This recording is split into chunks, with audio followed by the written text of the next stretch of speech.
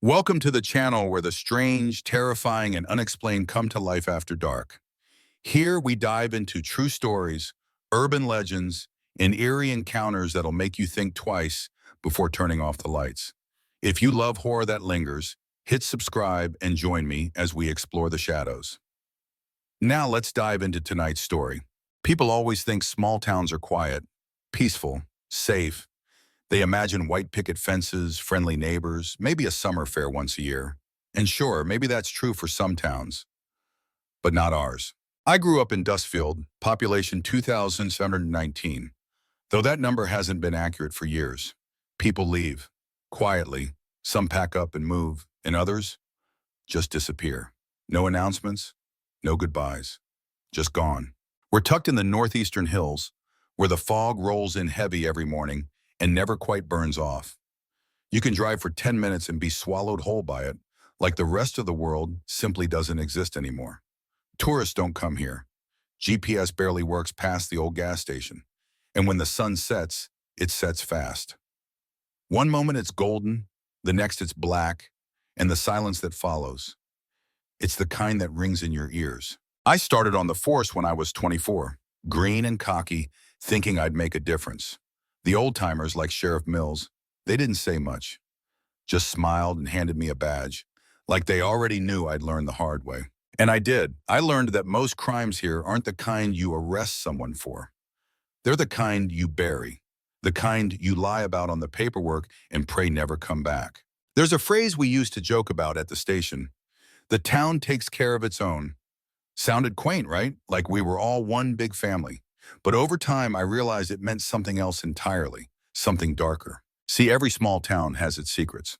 Ours just happened to bleed. It started with a call from dispatch one evening, October 12th, 2016. I remember the date because it was the last night I ever felt truly safe. It was a Thursday and the sun had gone down early. The fog that night was especially thick, like you could scoop it up with your hands. Dispatch said someone reported screaming in the woods behind Old Chandler Road, just past the old logging trail. I remember rolling my eyes at first. Probably kids playing around or a fox in heat. Happens all the time. But then she added something else. Her voice lowered, like she didn't want to be overheard. She said the caller had claimed they saw a man with no face. No face, I asked? Yeah, she said. Said it was tall, gray, and just watching? Said it disappeared into the fog. I paused. Who was the caller? There was a beat of silence. No idea, she said. The number was blocked. Now, I've dealt with prank calls, drunks, meth heads, but something about her tone stuck with me. She sounded shaken, and she wasn't the type to spook easy. So I grabbed my flashlight, checked my sidearm, and drove out to Old Chandler. No backup, no partner, just me, the cruiser, and the endless stretch of fog-covered trees. I parked just off this road, killed the engine, and stepped out. The quiet hit me like a wall. No crickets, no wind, just the sound of my boots crunching dead leaves. I walked about 30 yards into the tree line, flashlight sweeping through the brush. That's when I saw it, something hanging from a branch. I stepped closer, stomach nodding. It was a rabbit, strung up by its back legs, throat slit clean. But that wasn't the part that made me step back. Carved into its belly, crudely, deep, was the word, stay. I scanned the woods around me, suddenly feeling very, very alone. That was the moment I knew. This wasn't a prank. Something was wrong, deeply wrong. That call, that foggy night, that rabbit, it was just the beginning. Over the next 2 weeks, the town would start unraveling in ways I still don't understand. People would vanish. Strange sounds would come from the woods at night. Animals mutilated, lights flickering in abandoned homes. And then came her disappearance, the one that still haunts me. But I'm getting ahead of myself. If you want to understand why this case still keeps me up at night, why I sleep with my gun under the pillow, and why I quit the force without warning in 2017, then you need to know what happened over the next 14 days. Because Dustfield wasn't always like this. Something woke up in those woods that year. Something old. Something that was never meant to be found. Day 1, October 13th, 2016. The morning after this call, I couldn't shake the image of that rabbit. I didn't log it into the system. Something told me not to, like the town itself didn't want it written down. At the station, everything felt off. The lights in the break room were flickering like they hadn't done in months. Dispatch kept getting static every time someone mentioned Chandler Road over the radio. Even the coffee tasted burnt. Petty stuff maybe. But all at once, I felt like I'd stepped into a slightly off version of reality. Like someone had nudged the world just an inch to the left. Mills noticed. Sheriff Mills, I mean. My boss, mentor, and the oldest man I've ever seen who could still pass a physical. He watched me sip my burnt coffee with those tired eyes of his and said, "You went out there last night, didn't you?" I nodded slowly. Got a call about screaming, found a dead rabbit strung up. He didn't flinch, just rubbed his chin. And it had something carved in it, the word stay. He looked away. That bothered me more than anything. Mills wasn't the type to get rattled. I pressed him. "You've seen this before, haven't you?" He sighed. "There are things out there, son, that don't want to be known. Places in this town that remember before any of us were born. You poke around too much, you start waking things up." Then he said something I'll never forget. "Don't go back to Chandler." Day 2, October 14th. I ignored his warning. I couldn't help it. Something in me itched, like a splinter under the skin. I started digging into old files going back 20, 30 years. A surprising number of missing persons cases clustered around Chandler Road. A girl in 92, a hunter in 03, a whole damn family in 1985 gone without a trace. The deeper I looked, the stranger it got. A dozen cases with no resolution, no suspects, no bodies, just vanished. Every time I tried to print one of the reports, the printer jammed. When I emailed myself copies, the attachments came through corrupted. Even the scanner refused to work when I tried to make hard copies. It was like the town itself didn't want the evidence to leave the station. And then the dream started. That night I saw her, a girl, maybe 10 or 11, long brown hair, dirty nightgown. She stood at the foot of my bed, mouth opening and closing like she was screaming, but I couldn't hear a sound. Behind her, the fog crept through my bedroom window like it was alive. I woke up gasping, soaked in sweat. My radio, long turned off, was hissing static from the corner of the room. Day 3, October 15th. I drove back to Chandler Road. Against every warning, I needed answers. I followed the path deeper than before. About a mile in, I found something I swear hadn't been there before. A clearing. In the center of it stood an old wooden pole, maybe 10 feet high, wrapped in rope and feathers. At the top, a crude mast made of bark and bone. It stared down at me with hollow eyes. I stepped closer, and that's when I saw them. Carvings in the dirt. Dozens of them, circling the pole. Symbols I didn't recognize. Spirals, crosses, shapes that made my stomach twist. Then I heard it. A voice, not in my ears, but in my head. "You shouldn't be here." I spun around, gun drawn. No one, just fog, pressing in. I stumbled back, tripping over roots and branches until I reached my cruiser. I peeled out of there, heart hammering. When I got home, there was a letter nailed to my front door. No envelope, no return address.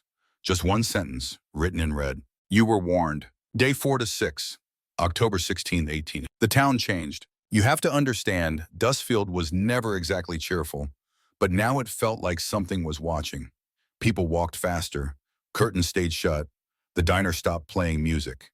Even the air smelled different, like mold and wet stone. I went to talk to Mr. Hanley, the town librarian. He'd lived in Duskfield since the 1940s and knew every local legend by heart. When I brought up Chandler Road, he went silent. Then he stood, walked to a locked cabinet, and pulled out an old leather-bound book. It had no title, just a stitched symbol on the front, the same one I'd seen in the clearing. Hanley said it was the Book of the Broken Oath. It told the story of a bargain made long ago. Something ancient lived beneath the woods, something that hungered. To protect the town, the founders had made a pact. Every few decades, an offering was made. And if the offering wasn't given, the fog comes, he whispered, and it takes what it wants. Day 7, October 19th. That was the day she vanished. Her name was Lily Hart, 11 years old, the same girl I'd seen in my dream. She was walking home from school, took the shortcut through the woods. She never came out the other side. We searched all night. Dogs, volunteers, even a chopper from the county.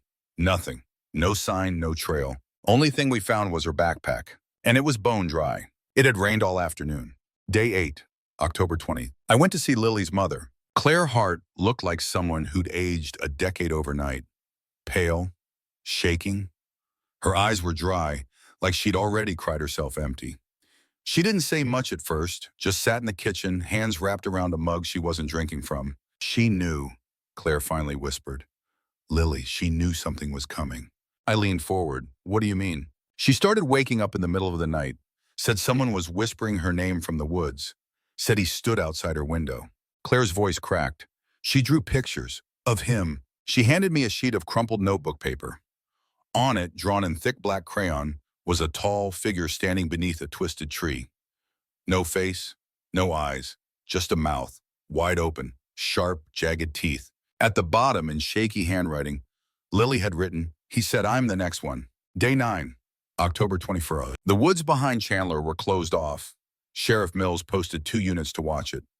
I stayed late that night, going over Lily's case again. At around 2:13 a.m., the phone rang.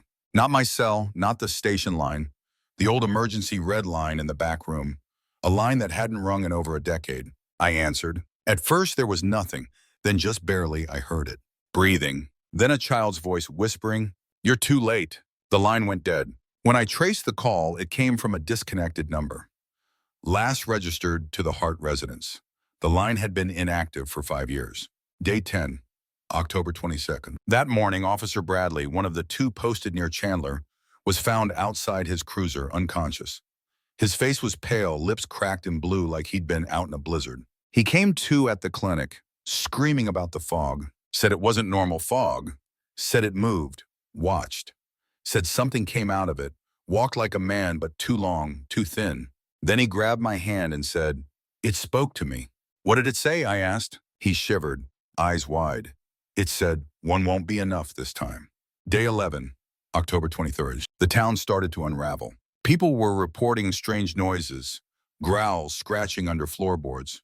Cattle went missing.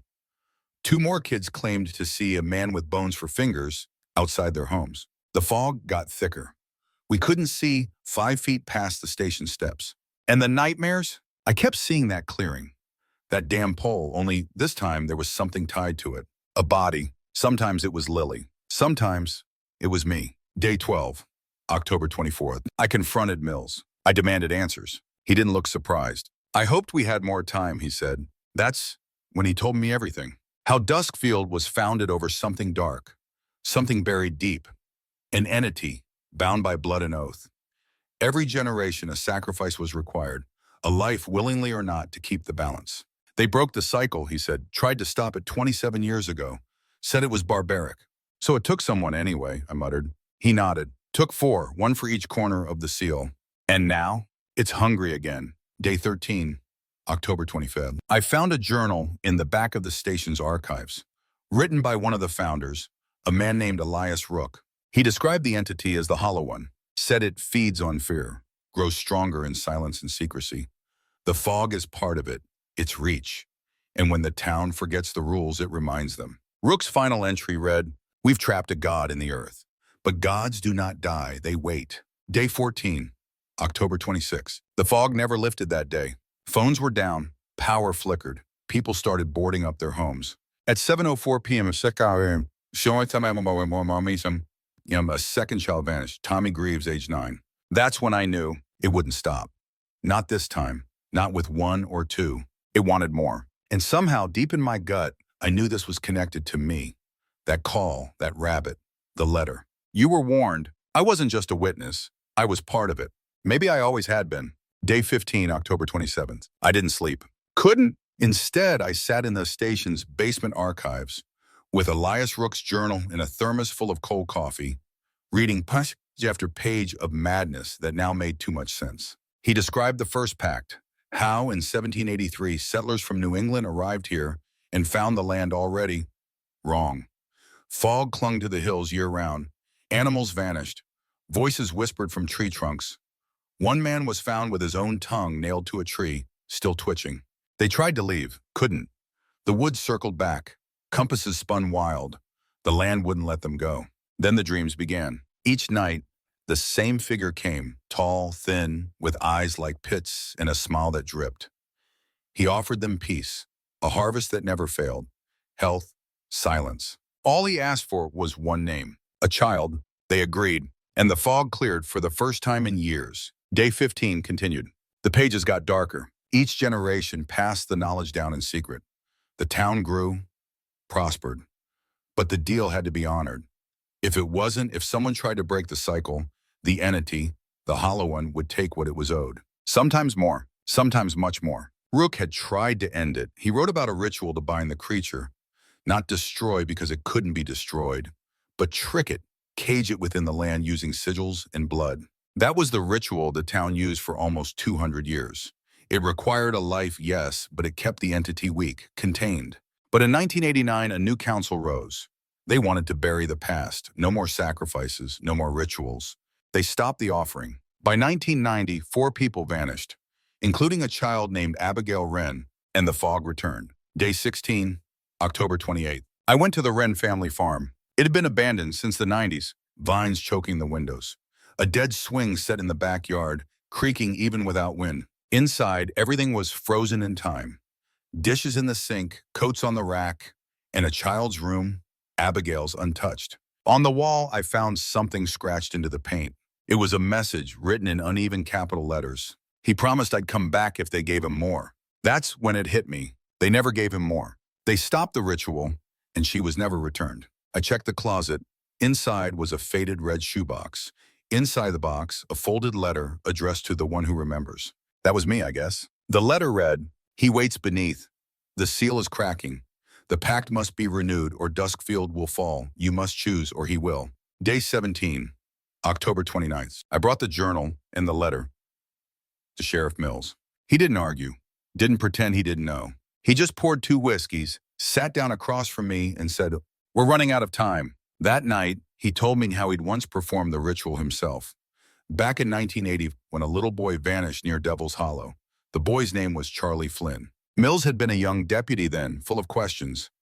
But when the fog came and wouldn't lift, the council told him the truth and gave him a choice. He volunteered to do it, said he carried the boy's shoe into the woods, recited the words, cut his palm, and poured the blood on the stones at the heart of the clearing. The fog cleared the next day. The boy was never found, but no one else vanished for years. I stared at Mills, my mouth dry. "And now?" He looked me straight in the eye. "Now it's your turn." Day 18, October 30th. I returned to the clearing one last time. This time I knew what to look for. The stones. They were half buried, carved with runes worn by time. The pole in the center was older than any tree around it. Beneath the dirt I found more. Bone fragments, blackened feathers, rusted nails. This was a place of binding, not prayer, and I could feel it, him beneath my feet. The Hollow One, waiting, watching, and hungry. Day 18 later. Back at the station, I went through everything. Old town maps, construction plans, sealed records. And I found it. An underground chamber beneath the old chapel on the hill, long sealed, marked with one word. Mouth. I called Mills. He answered on the first ring. "I know where the seal is," I said. "I'll gather the others," he replied. "Meet us at midnight." Day 19, October 31st, midnight. Halloween. The town was quiet. No kids in costumes, no porch lights on. Duskfield had gone still, as if it knew something was about to happen. I drove up the chapel hill, headlights cutting through a fog so thick it felt like driving through wet cotton. 3 vehicles were already there: Sheriff Mills, Mayor Ellery, and Father Carrick. They were all part of the old guard. Mills handed me a thick, weathered book, bound in leather, sealed with twine and dried wax. "The ritual codex," he said. "It's time." We entered through the crumbling front doors of the chapel. The inside reeked of damp earth and old incense. The pulpit had been moved aside, revealing a trapdoor beneath the altar. It groaned as Mills pulled it open. A stairwell, narrow and ancient, descended into the dark. Walls slick with moss. The air was wrong, cold but wet, like something was breathing down there. I took the first step down. The chamber. The tunnel opened into a stone chamber maybe 30 feet across, lit only by our lanterns. In the center, 5 stone pillars stood in a circle, surrounding a sunken pit. Carved into the walls were faces, dozens of them. Twisted, screaming, trapped in silent agony. The mouth. I felt it even before I saw it. A hole in the center of the floor. Perfectly round. No bottom. Just black. Deeper than anything human. It pulled at my eyes, my thoughts. My soul. This is where he's bound, Carrick whispered. For now, Mills added grimly. We began the ritual, the binding rite. It started with blood. Each of us cut our palms and let our blood drip onto the stone circle. The codex said it had to be blood of memory, from those who remembered the pact. Mills read the invocation in Latin. Ellery poured ash into the pit. Carrick rang a bell carved from bone. And I placed the token into the circle. Lily's drawing, the one with the man under the twisted tree. The fog outside thickened until it pressed against the chamber door. The mouth whispered, not aloud, but in us, inside our skulls, a scraping, slithering sound like fingers on wet stone. Not enough. Betrayal. Something was wrong. The codex began to burn in Mills's hands, spontaneously without flame. Carrick screamed and dropped the bone bell, which shattered. Ellery backed away from the pit, shaking his head. It's too late, he muttered. We waited too long. No, Mills snapped. We finished this. But it was too late. From the shadows behind the pillars, it stepped forth. Not walked, just was there. The hollow one. Taller than any man, limbs too long, face stretched and wrong, its mouth twisted into a permanent, gaping grin. No eyes. Just holes. It didn't speak. It didn't need to. The fog poured into the chamber like smoke. Carrick began to scream. The price. Mills lunged forward with the ceremonial blade. An old iron dagger passed through generations, but it shattered on contact. The hollow one reached out, touching Carrick with one skeletal finger. The priest turned to ash. Just like that. Gone. Run! Ellery shouted, scrambling toward the stairs. But the stairs were gone. Just wall. Sealed. We were trapped. I clutched Lily's drawing, heart racing, ears ringing. The mouth roared, not with sound, but with a pull that dragged at my bones. The seal was broken. The ritual had failed, unless someone paid the true price. The decision. Mills looked at me, tears in his eyes. It wants a life, he said, a full one. Not blood, not tokens, a soul. Then he looked at Ellery. So did I. The mayor froze. No, you can't. But Mills already had him, dragged him toward the pit. I didn't stop him. I wish I could say I tried. Ellery begged, cried, promised money, power, secrets. But the hollow one didn't care. Mills shoved him into the pit. There was no scream, just silence. And then the fog stopped moving. The return. The walls shuddered. Dust fell from the ceiling. And slowly the mouth closed. Stone grinding against stone. The whispers died. The faces in the wall faded. And the stairs returned. We climbed out in silence. All three of us, Mills, myself, in the empty space where Ellery had once stood. Outside, the fog was lifting. Stars pierced the sky for the first time in weeks. The air smelled like pine. But it wasn't over. I could feel it. Mills handed me the iron dagger's shattered handle. Next time, he said, it'll be you. Day 20, November 1st. I didn't go home. I sat in my cruiser at the edge of Devil's Hollow until the sun came up, watching the fog pull back like a retreating tide. Mills never said a word the whole drive back from the chapel. He just dropped me off at the station, lit a cigarette with shaking hands, and said, it's sleeping again, for now. He hasn't spoken to me since. Day 21. The news called it a freak weather event. Fog gone, temperatures normalized, livestock returned to their fields. The official story about Mayor Ellery disappeared during a hiking accident. Nobody asked questions. Nobody wanted to know. But I saw something in the faces of the townspeople. Relief. They knew, even if they wouldn't admit it. Even if they never said a word. They'd felt the thing in the fog too. Heard the whispers, locked their doors at night, and prayed it wouldn't remember their names. Weeks later, I tried to go back to normal. Filed reports, handled break-ins, broke up bar fights. But I couldn't sleep. Because every night I dreamt of the mouth. I saw Abigail Wren, still 8 years old, standing at the edge of that pit. Eyes gone white, voice like dead leaves. You didn't finish it. Sometimes I saw Lily too, but older, like she'd aged in that place, smiling that same impossible smile. You were supposed to bring me back. I went back. I told myself I wouldn't, that it was sealed, that the price had been paid, but something pulled me there, like a hook in my gut. I brought a lantern, the iron dagger's broken hilt, and the codex, half burned but legible. When I reached the chapel, the doors were gone, not opened, gone. Inside was just an empty field. No walls, no trapdoor, no sign it had ever existed. The hollow one had moved on, or maybe it had sunk deeper. Waiting. The letter. A week later, I received a letter with no return address. Inside was a single page written in a tight, rushed hand. The seal fades faster each time. The blood must be of the willing. If no one gives, it will take. And when it takes all. You were brought back for a reason. The next offering must come from your line. My hands went cold. I don't have a family. No children. No siblings. Not anymore. But I did have someone once, a long time ago. A truth I buried. Her name was Elise. She left town before I joined the force. We weren't serious. Not really. But the timing lined up. I checked the public records, and I found it. Her daughter. Our daughter. She's 10 years old now. Lives 2 towns over. I'd never met her. Never knew she existed. And somehow, the hollow one did. The choice. I called Mills. Told him everything. He didn't sound surprised. He just said, then it's your turn. Like I told you, the pack needs blood that remembers, and there's no one who remembers more than you. I hung up and drove. Not to her. To the woods. To the place. There was no chapel anymore. No stairwell. But the trees knew me. They moved. Opened a path. Led me back to the mouth. Still sealed. Barely. And whispering. The final offering. I stood at the edge and whispered her name. Lily. Not the little girl from the case, but mine. My daughter, I said to the dark. You don't touch her, ever. You take me. You finish this. The mouth stirred. It heard me, and it accepted. I felt it.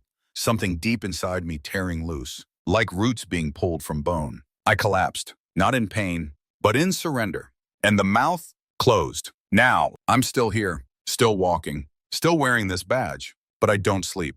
I don't dream, because I gave that part of me away. I don't know what it took.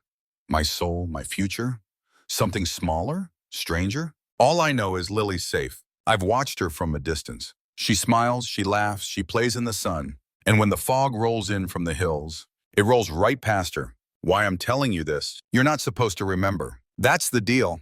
The hollow one feeds on memory, fear, attention. So the town forgets, year after year, generation after generation. But I remember, I have to, because someone needs to. And now maybe, so do you.